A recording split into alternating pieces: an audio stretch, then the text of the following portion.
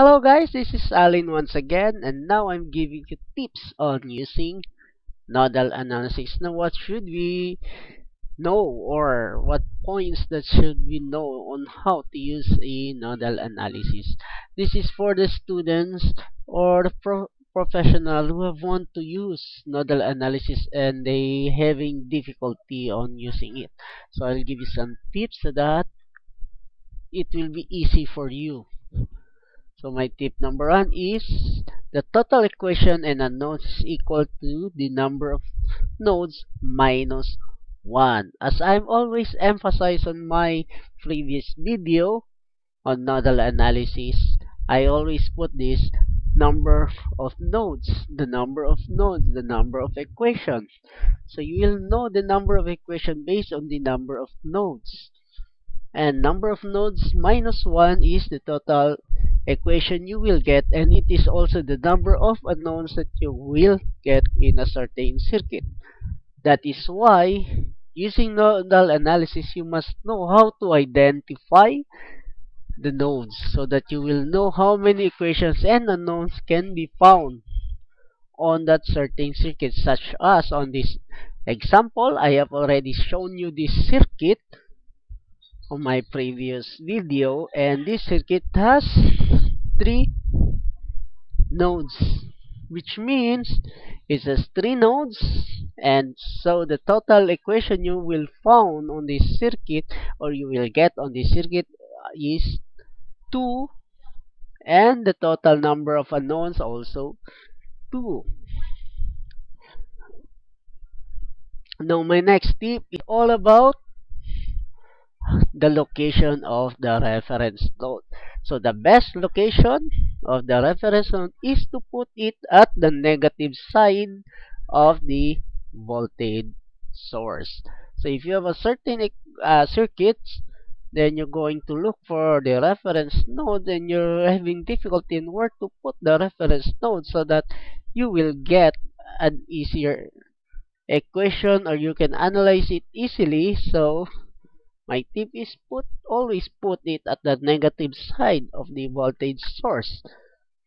For example, on this circuit, I've already shown you this one on my previous video. We have 1, 2, 3, and 4 nodes. So therefore, there are 4 nodes, so the number of equation and unknowns is 3. You may put the reference node at node 1 or node 2 or node 3, but the best location of the reference node, as my tip goes, is at node 4, which is at the negative side of the voltage source.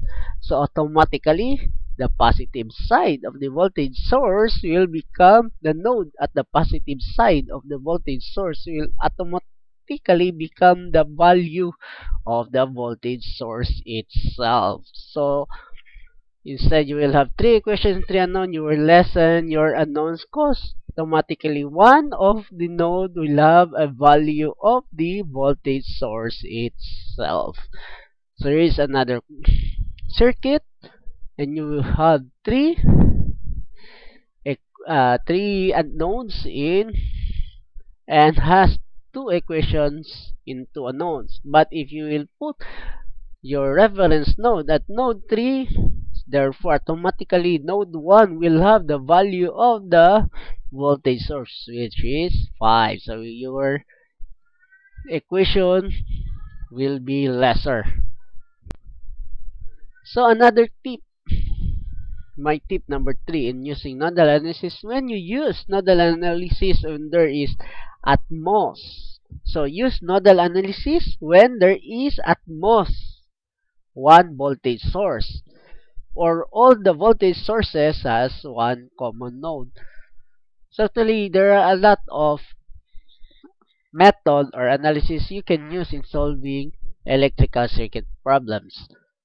But if there is at most 1 voltage source, so it is better to use nodal analysis because it is easier to apply. Only, or if there are so many voltage sources and the voltage source has 1 common node, then you may use nodal analysis, because the opposite side of the voltage source will have a value of the voltage source itself. Let's give you an example for that. So in my circuit example, as you can see, there's a lot of voltage source in the circuit. Now, you may use a nodal analysis method on this circuit, but for those students, because most of the student I have seen is they rather, what you call this, they rather not, don't want to use super node because they confuse on using super node. So in the circuit we have 1 2 3 4 5 6 nodes. So they're expecting we have 5 equations in 5 unknowns. But where to put the reference node is for you to decide. And this will, even if you put the reference node at node 4 or at node 6 or at node 2, you will still going to resolve for a super node. Now here's another form that what I said, that even though you have many voltage source, but if that voltage source has one common node for all the voltage source, then you may use nodal analysis without using super node. For example, in this equation, we had 5 nodes, and the node number 5 will become our reference node because the negative side of all the voltage source is as a common node, which is the node number 5. So it's easier if that node number 5 will be our reference node, which will show that node 1 and 4 will have the value of the voltage source that is connected to them. So as what you can see, your equation will become lesser because we have, although we have 4 equations in 4 unknowns, but node 1 and node 4 will have a value itself because it will have the value of the voltage source that is connected to them. My next